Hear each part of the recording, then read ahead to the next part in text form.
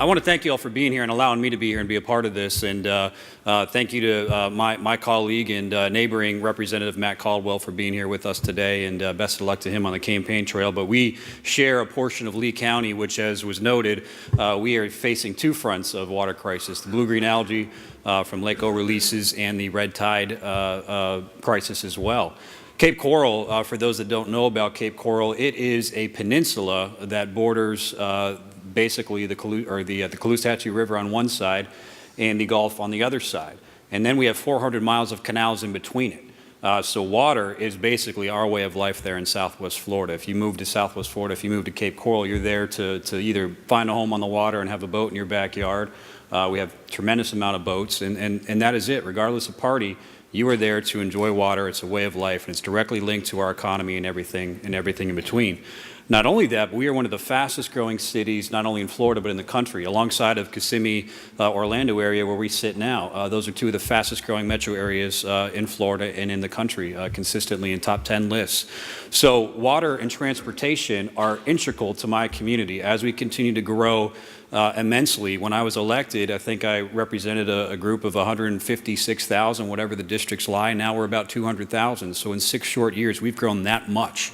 And it's integral to make sure that as this state that is a peninsula, as my district that's a peninsula within a peninsula, surrounded by water, and by the way, we get tons of rain. By the way, our state is 21 million people and growing with 100 million tourists every single year. How do we control that? What do we do with that? And the main question is with DOT. If we need to get more people here, how do we get those roads? And if we get these roads here, what do we do with the water? So this is a pretty exciting panel, and I'm excited to be here with you to learn more about it from our experts. But Florida DOT owns and maintains the largest collection of ditches, pipes, and ponds in Florida, and our panel of experts will examine some approaches to better manage the stormwater, potentially using existing FDOT infrastructure to provide regional water quality benefits. And I'll call you up by one and then read your bios as you come up here, but thankfully AIF has arranged a group of experts that can teach us more and help us learn about what the state can be doing better. We have Ann B. Shortell, Dr. Shortell, please come on up here, and Carl Spirio and Rick Renna. Dr. Shortell, she's an executive director of the St. Johns River Water Management District, where she began work in June 2015. She has more than 25 years of professional experience in lake, riverine, and reservoir management for water quantity and quality. Her prior positions include 3 years as executive director for the Swanee River Water Management District, director of the Office of Water Policy for the Florida Department of Environmental Protection, and work as a consultant in the private sector. She holds a doctorate degree in limnology, which is a word I learned today, from the University of Notre Dame, and a Bachelor of Science degree in biology from Mercer University. Mr. Spirio currently serves as the State Drainage Engineer for the Florida Department of Transportation. He has 30 years of overall work experience, 16 years with FDOT, and 14 years in the private industry. Additionally, Mr. Spirio serves on National Technical Committee on Hydrology and Hydraulics to identify research needs and develops design guidance to improve the current practices within the drainage industry. Last but not least, we have Rick Renna. He was born and raised in Key West, Florida. I know Holly Rashine's here, and she can attest to having a constituent up here. Moving later to the Fort Lauderdale area, where he joined the Florida Department of Transportation in 1974. He served in construction from 74 to 86 as an estimates engineer, segment bridge inspector, and a construction project engineer. He managed bridge scour research from 88 to 2010, including development of FDOT's bridge scour equations. Rick served as the District 4 drainage engineer from September 95 to 98 and the FDOT state drainage engineer from 2001 to 2016. He joined Atkins in 2016 as senior water resource management. I guess I've told everyone we need to know about each of you, but tell us a little bit more, and we'll start with you, Dr. Shortell, on what the state can be doing and how we can be improving our infrastructure needs to control our water situation. Thank you very much. Thank you. I appreciate being here. It always feels like old home week or old day and a half week when I come and get to see all of our water professionals, the Brain Trust, all in one place. So I appreciate being here again this year. How do we do something with this? Should I be clicking something? Oh, there it goes. That was brilliant. Thank you so much. I didn't touch anything. What happened? Okay. I begged to go first, and the reason I wanted to go first is because I wanted to take a couple of minutes to tell you why we even need to care about stormwater. In case you forgot the discussion last year about Irma, in our district, 18 counties, all are part of 18 counties, 2.2 trillion gallons of water falling out of the sky. If it fell on the land, that's about a foot everywhere, by the way. If it fell on the land, it's stormwater. The problem is, of course, at times we don't have anything like that much. So we get these big gulps of water, and we have to go through a lot of gymnastics to manage that water.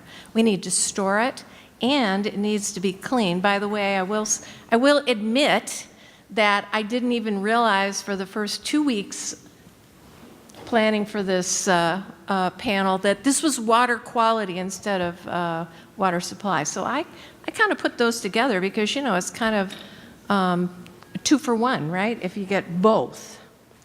So we have a lot of stormwater during Irma.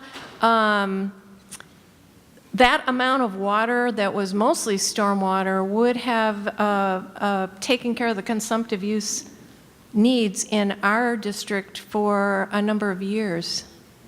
It's a lot. We've done a lot of work on stormwater and in partnering specifically with DOT because they do have the built infrastructure.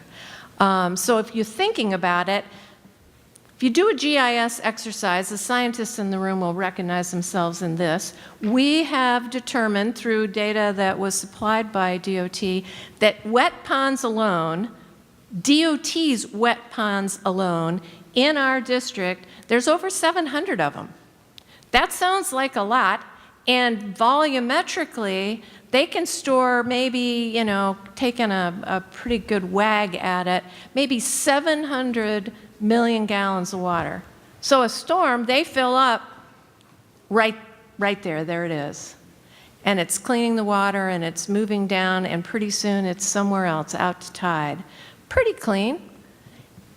That's a lot of ponds, but think about just Seminole County. They have over 1,000 ponds that are not DOT ponds. They're everywhere, right? We have a lot of really small places where we capture water. And everybody tries to do it as efficiently as possible, which means as economically as possible. That makes sense. But if we are going to change what we see happening in Florida, we have to change the way we deal with these little postage stamps filled with water periodically. And we're going to start with DOT because they got them all over the place, and they're all connected, and there's just 2 public entities that can be working together. So I've made that point. Thank you very much.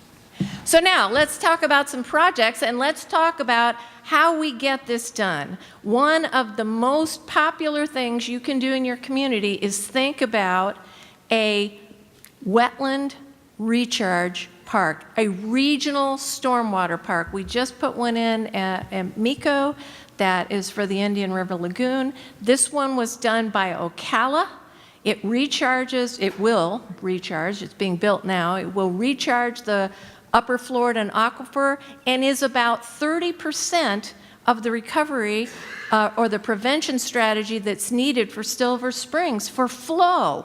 I haven't even talked about water quality yet, but you can see that there's load reductions when you put stormwater and reclaimed water, any sources of water, into these parks. You get year upon year removal of nitrogen and phosphorus. It's a gift that keeps on giving. But why does Ocala like this project? Well, they love Silver Springs, of course. But they love this project because it's going to be a new park for their community. It's going to have boardwalks, it's going to have a pavilion, and all kinds of fabulous things. And I know many of you in this room have done similar things for your communities. This is a recharge project that we're expecting about 5 million gallons a day on average for recharge. And DOT is in. Not financially, actually. And I had to go there. You're kind of depending on me to go there. And it turns out that they will be contributing approximately 200,000 gallons per day of the 5 MGD. I betcha they got more if they wanted to get it here. And the engineers are telling us that this park will probably be able to put 10 MGD a day at full build out if we could get enough water there. Just need bigger pipes? Yeah, we need bigger pipes. You heard it. You heard it right there. Okay, so that's a good one. Now this is another good one. This is a project I like to affectionately call the pit. It is a pit. Look at it. But it's actually the Volusia Blue Wetland Recharge Project, and my staff has said, please, Ann, don't call it a pit anymore. Okay, so this is a new project, right? You want it to be the Volusia Blue Wetlands Recharge Project. It is a pit. But it's a pit that can be transformed into another one of these regional wetland parks that strips the nutrients out of that water, puts it into the ground. This actually, at full build out, this project will eliminate a stormwater discharge to the St. Johns River. That's, you know, it's kind of a big deal. Sounds like a commercial.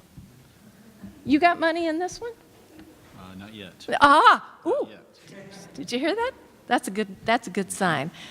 This one we think is going to be about 2 MGD a day based on the water that we think we can get there now. The water actually, I'm teasing Carl, but DOT, along with our utility partners, they're at the table and have the infrastructure that will help us get the majority of that water there, and we're very grateful for that. But again, when we have more of the engineering information, we're going to want to know how much more of that water we can get in. The actual DOT contribution to this from a water source standpoint is about 10%. That's better than the last one. Mm-hmm. Good job.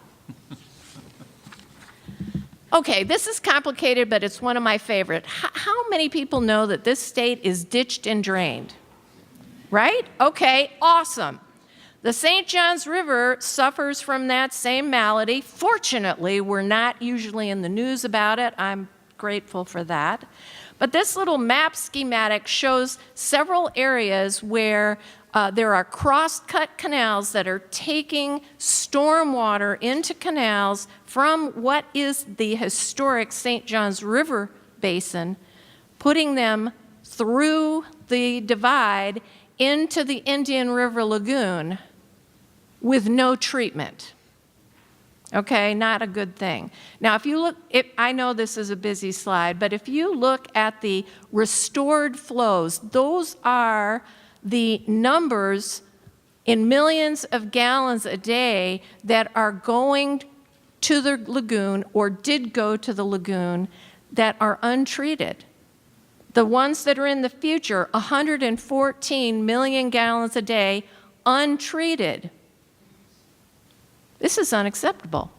Brevard has put together a half-penny sales tax so that they can contribute to some of these projects. These are a big deal. This was one of those slides where I wanted to tell you all about the water flow restoration to the St. Johns River, and then I remembered, ooh, this is about water quality. So I have my staff add in the future load reductions every single year in nitrogen and phosphorus to the Indian River Lagoon. We have to do these things. We have to do them. And we're doing one right now. Here it is, Crane Creek, M1, canal flow restoration. It's a 5,000-acre area that drains into Cranes Creek, just as I was telling you, and then goes into the Indian River Lagoon. So the load reductions you can see right there, those are annual load reductions, and will return flow cleaned water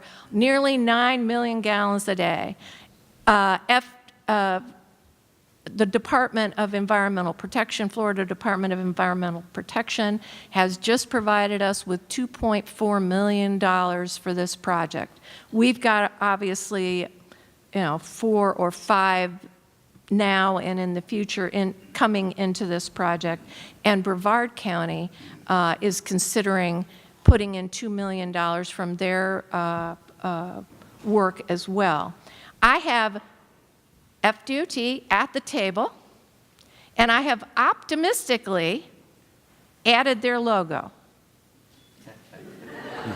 Checks in the mail. Checks in the mail. This is awesome.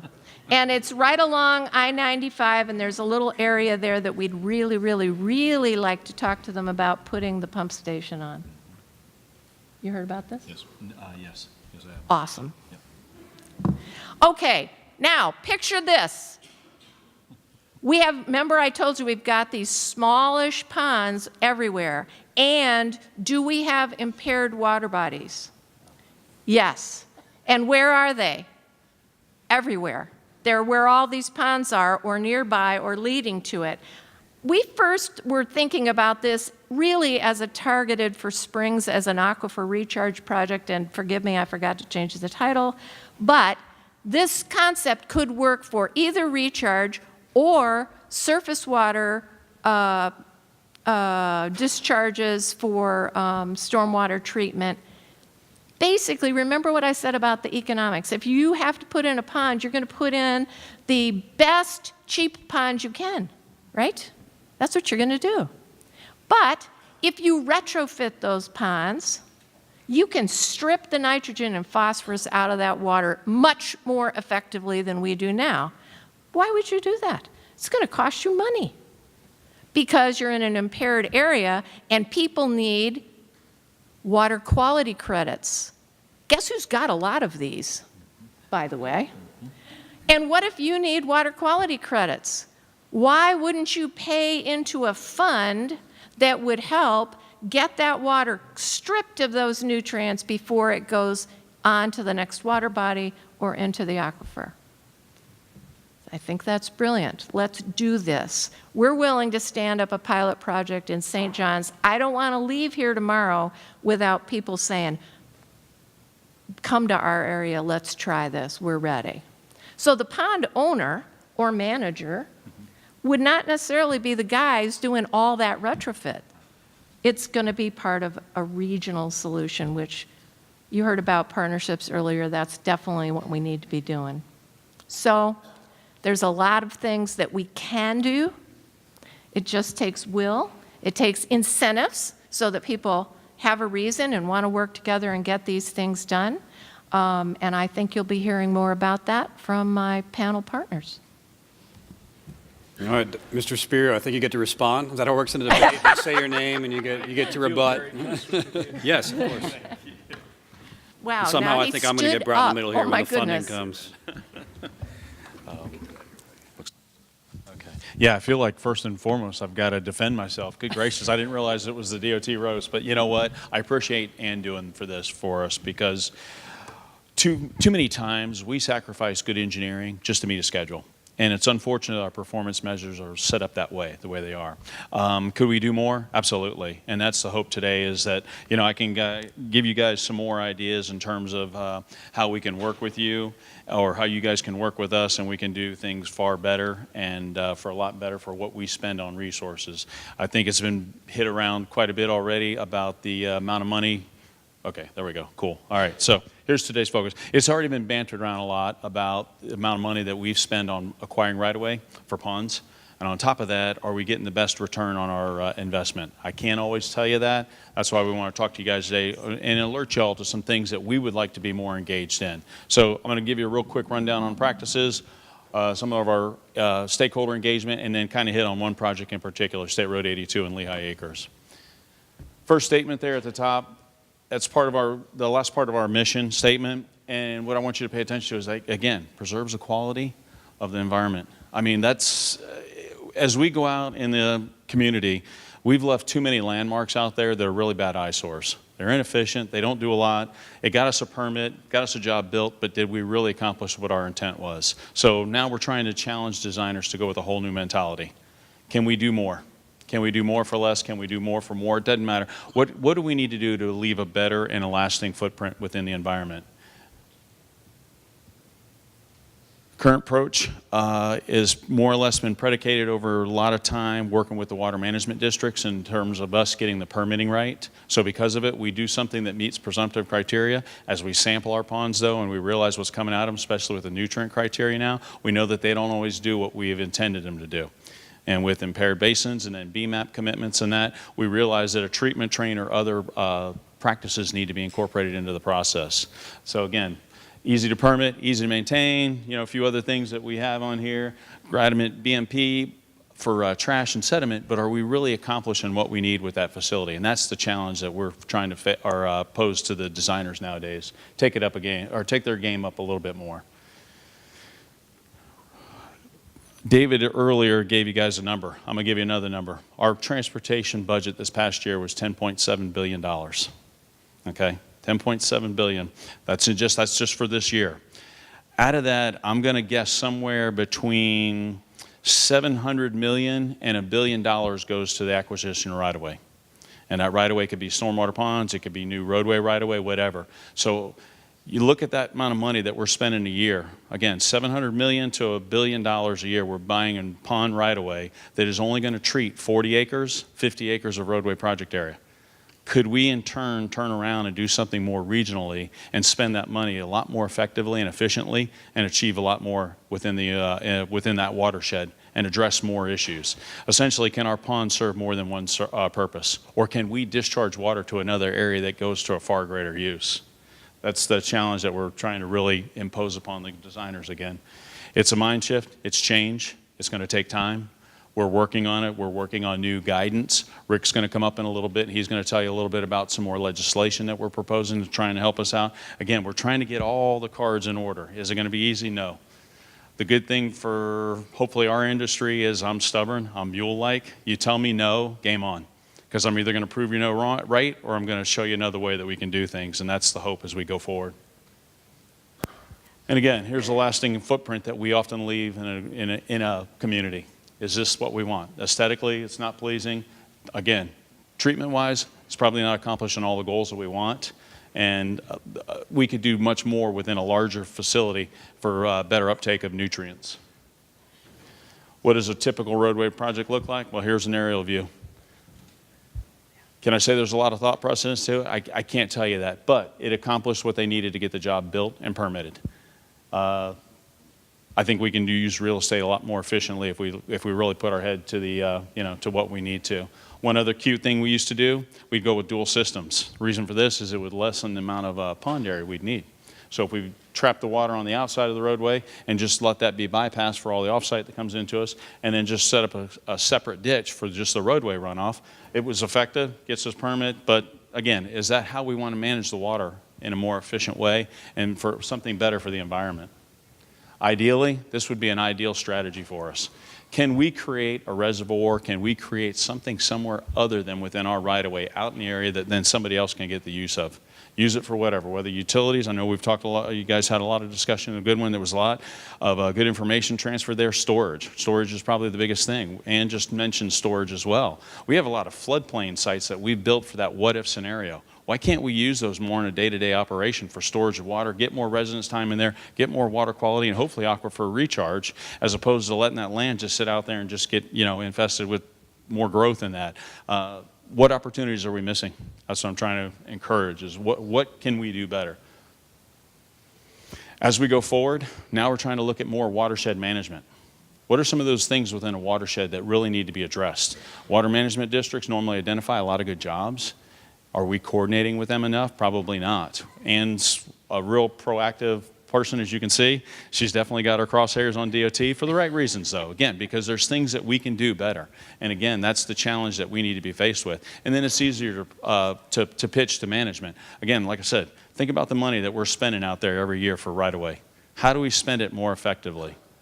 Some of the things is, with a regional concept is you can better support land use, help for development, maybe control development where you're going.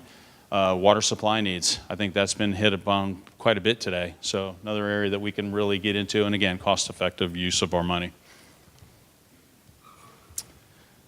Some of the benefits, well, I think I could go into a lot more than what I've shown up in here. But again, can we address something with our stormwater that goes far greater than what we did? Ann just showed you a regional park. Is that something that we can do where people can get some enjoyment out of the area? When we purchase land, remember, it comes off the tax rolls. So the cities and counties, nobody's making money off that land anymore. It's dead land. How can we give it another purpose and use it far greater? We're trying to back off on some of the things that have probably been negatives towards us for aesthetics, fences and things like this. And we can do it. We can revise our design criteria. So again, how can we now be more flexible in the way we do our business and make the pond, if we do have to build one, how do we make it look like that was there first and everything else built around it? As opposed to just coming in there and just punching another hole in the ground, dumping water in and say everything's great. And again, with a regional concept, a lot of times, even though there's a lot of coordination, the permitting can be a lot easier to manage. Some of the difficulties, funding. Did I say enough about funding? I don't know how much more I can say. And again, that's why I wanted to spout some numbers to y'all, especially with our budget. I mean, we've got a lot of money to spend. Can we find other projects that are much more meaningful in a watershed and get a lot more out of it? That's what we're really looking for. The biggest thing, again, with this concept, though, is change.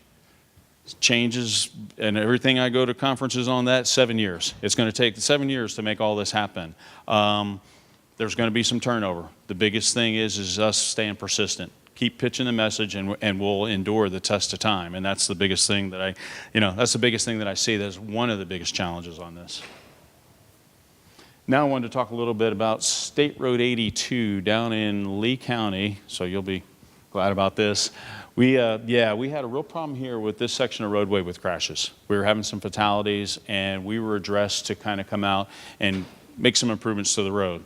Well, so often when you take a 2-lane road, you want to build it wider, and if you make it, interstate quality, what do people want to do? So we're in an attempt to bring speeds down. Sometimes you can bring them up. But if we do the design right and we incorporate certain features in there, we can control speeds. So anyways, this strip of road that was going to go from just east of 75 all the way down to the Henry County line was problematic. And we knew we were going to come in and build it anywhere from 4 to 6 lanes and improve it. So what we wanted to do is we wanted to go out and find some ideas within the region that might make sense. The beauty of this job is South Florida Water Management. Steve Sentis, who's no longer there, he's gone to California, taking his talents elsewhere, but he was a real proponent for cooperative agreements with DOT. And he led us to a lot of good projects. And in this case in particular, it used to be East County Water Control District, and now it's changed to Lehigh Acres, or LEMSID, Municipal Services Improvement District. They had a bunch of projects that they had already identified that they knew that they needed to make amends in this area. The beauty for us was that they had the money to go out and pay for design, get all the permitting secured, but they had no money to build build the infrastructure the way they wanted it. On the canal system alone, they had a project that they were looking at incorporating 26 new weirs that was going to regulate water. So they were going to open up in the summer, let the water flow out, but as they got to the later part of rainy season, they were going to shut them down and keep that water for longer periods of time. Unfortunately, like I said, though, they didn't have the money to invest in it. So that's where then we come in. If we're going to come out here, and I showed you that slide just a few moments ago, we're going to come out, we're going to buy all these ponds along this roadway. Doesn't make sense. Again, gets us a permit, gets us a job built, but is it really the right thing that we should be doing within this area? Is there something that we can do better? With the canal system, you already got an infrastructure in place. Now it's just us funding those weirs. So we did that. On top of that, West Marsh Preserve. This is another project that we worked on with them. They had plans for a big kind of filter marsh area that, again, design permitted, but they didn't have money to build it. We needed fill for the roadway. This made a real good partnership for us to come in and now excavate some of that marsh area for them and then take that land and or the dirt and actually use it for our roadway building. So again, another benefit and cost to us. And lastly, Henry Canal. I'm going to go into a couple text slides in just a moment, but I want to kind of give you guys a picture because I didn't draw them out individually. But Henry Canal was another area where they had these existing ditches. They didn't have the capacity for the stormwater that they wanted. They wanted to blow them up, make them bigger, and on top of that, they wanted to put in wetland or filter marshes in there to kind of clean up water. Again, we need fill. They've got a project, they've designed it, they permit it, but again, no money. And then, you know, they were hoping to sell the land or the dirt for other purposes. And again, here we come in, we need it for our fill and for to build the road and widen it out, and it just made for a good marriage. I won't go into this one too much. I think the cost would be more beneficial to you guys. So if we'd have done, just based on our estimate, if we'd have done standard ponds the way we normally do business, you're looking at just under $14 million. By paying into LAMSID, 12.5, savings of 1.5. But then the other cost that you don't see is as we're going to pipe these systems and go longer to get to ponds, we were able to bring our pipe sizes down because there were so many entries into the canal system, we could get there quicker. So we didn't have to go up to as high as 54, 60-inch pipes. We were able to limit our pipe sizes normally in most cases to 30, 36-inch at most. And again, big cost savings, big structures, everything else that goes into it. So you can see some of these other costs that we save. Long-term maintenance, you know, just projecting that out in a way. So again, these marriages make a lot of sense for us. Hopefully in most cases they save us money, but even if it costs us the same amount of money, but we take away maintenance costs and some of these other long-term commitments that we have, these are some of the opportunities that we're looking for. Talked a little bit about West Mars Perverna. That's why I kind of jumped ahead on you guys. I apologize. And here's another picture. And if you see down in the lower part of the slide for both of you on the other side, the lake areas, those are those areas that we identified. The soils were good. They made sense for roadway building, and that's why we excavated those and got that project started for them. And then Henry Canal. So concluding thoughts. Again, you got to be out there and you got to be repetitive. It takes real aggressive thinking for these marriages, and I know I don't have to preach to you guys. You guys are well of that. How do we address the real watershed needs? Again, I can build ponds and we can take care of that 46 acres of roadway that we're going to build, but can I build something better that's going to treat a lot more? Can we get up to 600 acres, 1,000 acres? Just whatever presents itself within a watershed that makes more sense. Again, more effective and efficient use of resources and something that's a lot more beneficial to the ecology. And I'll leave you with our, for those of you that are used to coastline protection, we're looking at a new living shoreline protection. So it's tough to get everybody to cooperate, but we're getting there.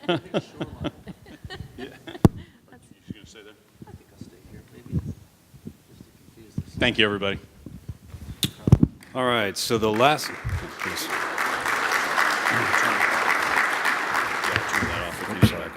All right, good. So what I heard from the last two panelists is you need more money from the legislature. Yes. Let's see what the private sector has to say. Mr. Renner. Renner, you are up. Well, thank you, sir. Can you all hear me? Yes, no, maybe. I think you're Okay, good. People always say they can't quite hear me. Even though I'm in the private sector now, I was with DOT forever, and it hasn't worn off. So this is still going to be about DOT. Let's see, I think it's the next button. That's probably the right button. Okay. For years now, FDOT has been striving for more holistic treatment. We've been down this road for at least a decade, maybe 15 years. I do know how Carl feels. I don't think we do it enough in DOT. Right. And Ann doesn't think that we do it enough. And I hope nobody else in this room is satisfied either. And I want to get at some of the solutions to this. Some things that are going on right now, and ask some questions. Where are we? Where do we want to be? And let's see. There it goes. Mostly, how do we get there from here? You can subtitle this talk "A Bigger Boat." Okay, we need a bigger boat. Okay, so Ann and Carl have addressed two questions: where we are, where do we want to be. Most DOT projects are still going traditional ponds, and there's a reason for that. It's a very certain process. It may not be efficient, but it's stable, it's predictable, it's repeatable, it's tame. The predators are few. Okay. DOT's work program stability is everything to DOT's schedule and budget. They deliver billion-dollar projects on time, on budget. It's amazing. But it's pretty rigid. Champions are still swimming upstream to deliver incredible projects. There was something said, and I forget who said it in the beginning, about people. No matter how good at processes we get, it will still be courageous people who are making a difference and are taking risks. Without those, there's no process that will help you. And I hope we never forget that. Agency leadership. We're getting really good leadership. I don't see Drew. I can't see anything with these lights. But I couldn't even find a glass of water right now if I had to. Drew is doing a great job on DEP side. We've got the Anns of the world on the water management side. A lot of great leadership from the regulatory community. And they and district DOT upper management is saying, we want more. We want to see more of this. This is the right thing. How do we get there? And we've really looked at it, and this is our conclusion.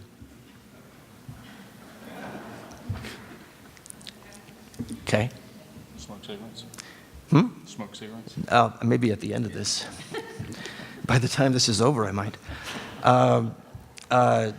But don't be dismayed. I'm going to be talking to you about the bigger boat. There is a bigger boat being built, and that's the good news. Okay, so what are the directions that we need? How do you build this bigger boat? What's missing? We hear a lot of appropriate identification of a proper vision, but how do you execute it? How do you get there? Well, one piece of the boat is this. DOT right now is crafting a formal process for pursuing innovation. They are poised to craft a GIS tool to find partners. You would be surprised, unless you try to do it, you would be surprised how hard it is to find out what is going on in your basin, in your watershed, except for Ann. Ann, we've got her number. We know how to get her stuff. But cities and counties are doing a lot of things. And you would think, well, surely you would know about it. And it's not true. So DOT is preparing to build a GIS database to try to get the fingerprint of what's going on around their projects. And a large part of the change is much, much earlier and much more aggressive pursuit of stormwater management partnerships and innovations. DOT has been doing what's called environmental look-arounds. They're supposed to happen in PD&E. It needs to happen early in PD&E. The new process will target planning. You're talking 10 years out. Okay? Some of you, no doubt, have showed up to DOT with a great idea, only to hear, you're too late. Okay, we're going to try to fix that. And unless you were internal to DOT, you would have a hard time believing the level of planning and sometimes multi-decade planning that goes on and can be lost if solutions come in late and DOT has to jump ships. The regulatory community also has some needs. We found out with House Bill 599 in 2012 that it wasn't enough to put it in legislation to say that the regulatory community shall consider flexibility for DOT. You have to get at the impasses. You have to get at the things that prevent the flexibility. Anytime, and Ann, you're free to jump in on this, okay? We have extra time. But you have to be kind. Okay, just wanted to get that right. Whenever regulators jump from the presumptive criteria into something that hasn't been tried before or that's not covered in presumptive criteria, your permitting time can double. You open yourself up to third-party lawsuits. And unless you rub shoulders with these regulators on the front line, you don't realize how much of their world is avoiding ambushes. Okay, it may be hard from the outside to see that, but there's some really good people in the water management districts who really want this stuff, and a lot of them are frustrated too. You want to add anything in? No, I think somebody said earlier that the permit applicants want certainty, Yeah. and the permit writers need certainty in statute, because then you're in the safest box. And I love innovation, but with innovation, you're ramping up your risk on both sides. That's right. And DOT is the DOT leadership is graded on delivering their projects on time. So if they have the legs pulled out from under them by an unstable permitting environment, that's like a dagger in the heart for them. It's really important to them. And so that's why these champions who swim upstream are such an excellent group. They are risk takers who value public service above preserving their career. Okay, and what about federal partners? Maybe? There we go. Well, you know, we know that with the Trump administration, some of the overreach that was going on in the federal regulatory community has backed off, and that's great. But we have an answer for them, and it's this. This picture was taken at Carl's staff meeting, okay? And I'm the one in the brown coat. and you know, some things just require a different level of intervention, and so we're still working on the federal agencies, and I'm not going to pick on them anymore. Okay. So we have some choices. Let's see what is involved in this bigger boat. We're going to compare two stormwater programs, federal, publicly owned, publicly funded stormwater programs, which just happen to be represented here. Imagine that. And we're going to ask the question, what's in your stormwater program? Okay. And we're going to look at Ann's, we're going to look at Carl's, and Carl, you're first up, sir, on the block. And in 2012, to support House Bill 599, we looked at 5 years of stormwater purchases. All the DOT districts gave us a lot of great information. And for those of you who are not familiar with DOT's eminent domain costs and the generosity of that program, those are some of the things that DOT pays for. For example, if DOT comes to take your land, they will pay for your attorney to oppose DOT. They will pay for you to hire an engineer to oppose DOT. If there's business damages, those will be paid. It's very expensive for DOT to take land. I would say DOT pays twice the going rate for any land, maybe, that they take on eminent domain. And so here's what we found. We knew from a lot of experience that the cost for land would be high, but we did not expect this. These are some of the results. Many of you have seen this graph. Read it and weep. This is the cost per acre. Okay, stormwater pond, 4 to 5 acres, maybe for a little guy. Bigger guys, you know, more. So how would you like to pay $20 million for a 5-acre pond? Thank you. A small pond taking highway runoff that isn't that polluted to begin with. Highway runoff is not as polluted as ag, not as polluted as residential. So for water that's not that polluted, how would you like to pay, $20 million for a 5-acre pond? Silly, bad investment, scandalous. It was enough to get the legislature to adopt House Bill 599, which said that it was in the state's interest to provide flexibility to DOT, because look at DOT's cost. Well, we thought if we've got the actual cost, let's add performance. Let's see what we're getting out of those ponds to where we can get the holy grail for engineers, cost benefit, right? So the districts, once again, provided a lot of good information. We ran Harper's methodology using nutrients as a surrogate, even where it wasn't an impaired basin, and that's as technical as I'm going to get because of you legislators. I'm not going to do that to you. The initial big upfront cost was spread out over 20 years, and here's what we found. Okay, these are averages. 140 ponds, a lot of ponds, and those of you who know, what it should cost, or are picking yourself up off the floor, perhaps, that is not good.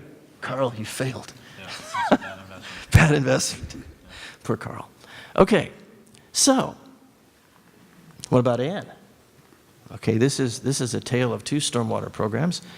In 2017, St. John's did this study of the Indian River Lagoon. A lot of good interest in the Indian River Lagoon. A lot of the counties there stepping up. Good things happening. And so Ann, I don't know if you commissioned this or this was before you got there, but here's some. These are stormwater retrofit projects. Cool stuff. And here's some of Ann's results. Do you see a difference? Let me help you.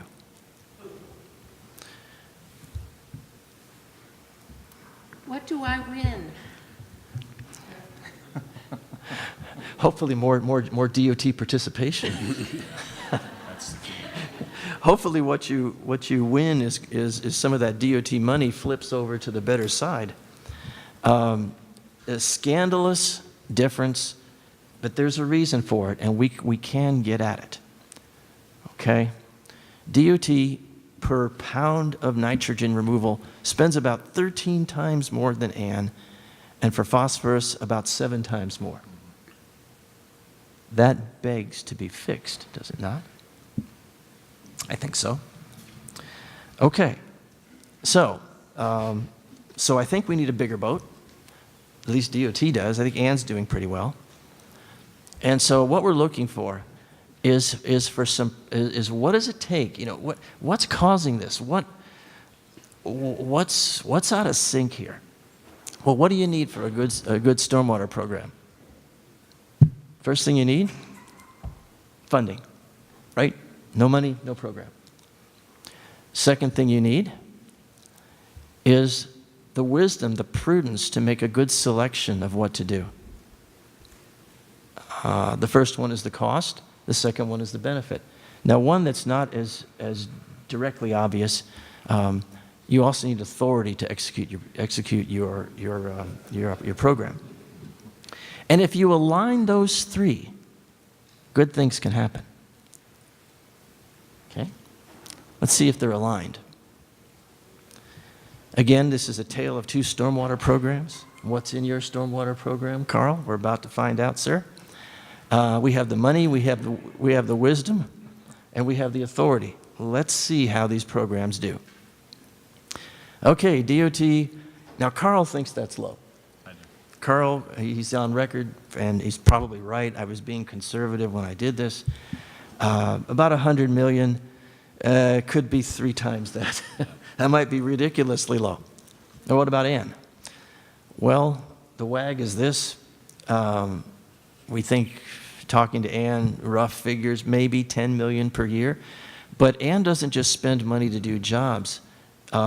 She invests, her, and I think all the water managements do this, they leverage their money to partner with other people.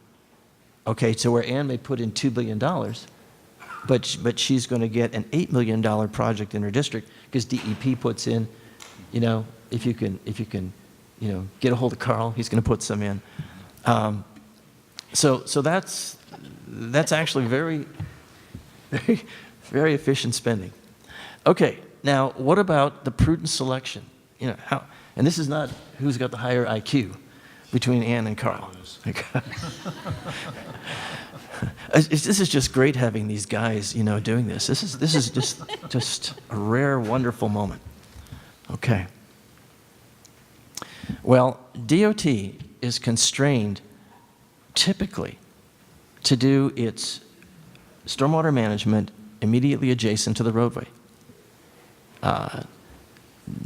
Just that's the way it is. And I'm not going to go into the details. Many of you engineers know why. It's a question of the waters, protecting waters of the state. You know, a little ditch with nothing that's lived in there for 20 years, you know, has to be protected before water. You have to treat it before you go into it. Well, what about Ann? Well, she can choose prudent locations and use matching funds. Okay, Ann gets to make a choice of where to invest her $10 million. Okay, and that's what that study was about that we showed earlier. I'm looking pretty good. Pardon me? I'm looking pretty good. You're looking really good. As far as Carl, I'm sorry, sir. There have been better days. There have been better days for you, Carl. Okay, what about eminent domain authority? DOT's got it, and DOT pays for it. And by the way, it's a good thing. You don't want unfettered government being able to walk in and take your possessions without really paying for it. Do I wish it was cheaper? Yes. Am I afraid of overreaching government? Yes. And so there's a reason for the eminent domain process. What about Ann's eminent domain process? Basically not limited eminent domain authority. So she's looking for willing sellers or existing land. So how do we fix this? If these are the three components and they're misaligned, how do we fix it? And they're statutorily misaligned. That is a clue. How about this?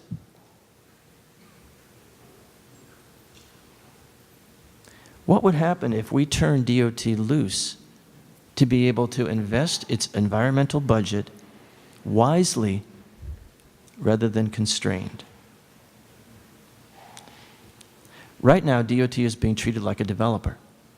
But DOT is a state agency with environmental stewardship in its mission. Why should DOT not be able, as a state agency, to decide what and where its treatment should be and get a whole lot more money? Why should DOT be able to start to approach Ann's level of cost benefit by being able to choose prudent projects rather than be forced to put postage stamp ponds? We call them big, ugly, rectangular ponds, burps. Okay, a little crude, but it gets the message across. Why not let DOT decide? Well, it's going to take legislation, and shout out to Jeff Littlejohn. Can't see anything, sir. I know you're out there somewhere. Jeff and I worked on this legislation. I presented this concept last year, and a number of legislators liked it. I imagine why. And so Jeff and I worked on some legislation, gave it to DOT. This is in DOT's legislative package. Carl? It's under review at this time. Why don't you talk into that? Okay, sorry. And it is under review right now. And basically what it is we're taking House Bill 599 and we're trying to amend it more where we have a little more leverage. Not so much that it gives us privileges, just can we use the money like Rick just showed you to kind of reach out and go further and do more and give us then that same leverage with the way we convey water to wherever we're going to take it. That's right. Thank you, Carl. So the basic tenets of it is that DOT would be able to act like an MS4 and respond to the Clean Water Act, which means that within the MS4, DOT could put a downstream regional pond rather than have to treat a man-made ditch that's between DOT and that regional pond, simply coming under the Clean Water Act. And the point of measurement for pre-post and anti-deg would be at the edge of the MS4. The legislation proposed specifically gives DOT the right to satisfy the option to satisfy ERP requirements by funding local government, water management district, national estuary program projects. There are a boatload of projects out there that good people have already targeted, and they're waiting for money, while DOT puts money into things that don't do much good environmentally. is there a problem? That is not even subtle. Okay, that is misalignment of resources and need. And that would include things within the watershed itself, improving circulation. Maybe the best thing to do would be to build, oyster beds, take septic tanks offline, these sort of things. Okay? A lot of cool things that can be done. So you've seen the bigger boat, and hopefully the captain won't get eaten in this movie. That's it.